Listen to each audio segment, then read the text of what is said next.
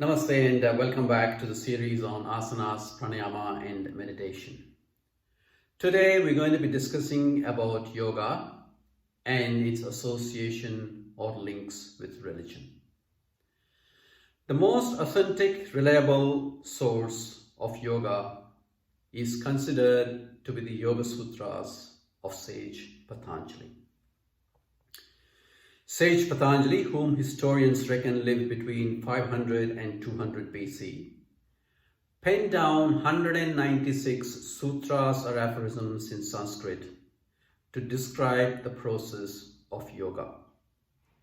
Now, on their own, these sutras are very difficult for the common man to understand.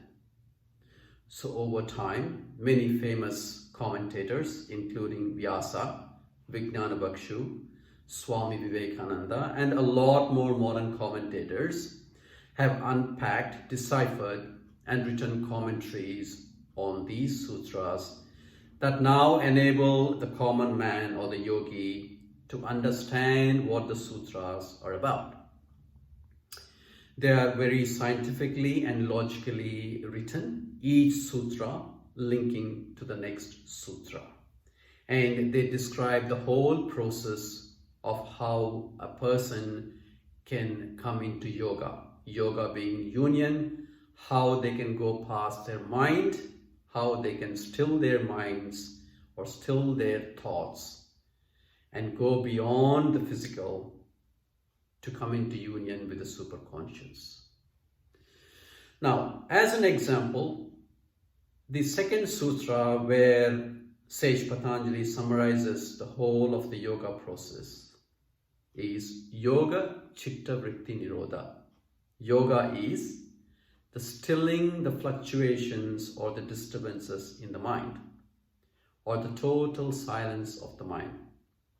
And what he means or infers by that is when that happens, when a yogi is able to still his mind, then it allows his Atman or conscious or soul to then connect with the superconscious or God.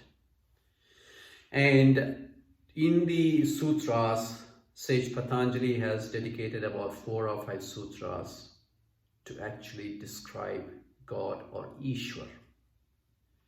And he does not associate any deity from any religion in those 5 sutras. All he says is describe the qualities of God. And so he says, God is someone who was never born, will never die. He is a special being and not to be touched by space or time or karma.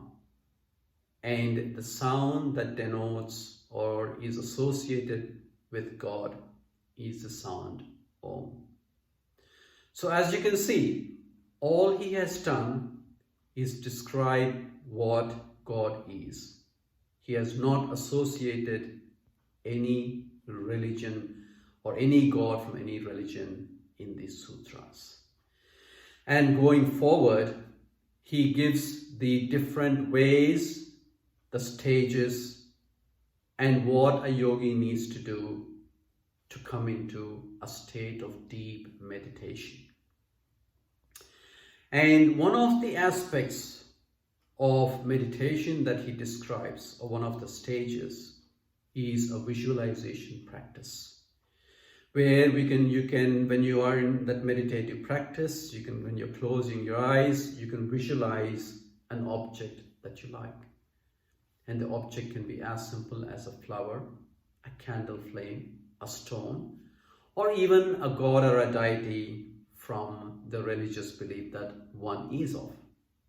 So naturally, yoga having originated in the Indian subcontinent, it is but normal that a lot of yogis would have associated the Hindu gods to their yogic practice when they were deep in meditation. So I hope that sort of clarifies that the most authentic source of yoga, which are the Yoga Sutras, do not actually associate any religion or any god to yoga. Yoga is actually a practice that can be used for any religion, that can be used for any yogi from any religion to achieve that process of meditation and going beyond the mind or going beyond the physical to connect your pure consciousness with the supreme consciousness or God. So I hope this video is of some information to clarify any doubts regarding yoga and its association with religion or God. And if you'd like to subscribe to further videos, then please do hit the subscribe button on the right bottom corner. But till then, stay safe. Namaste.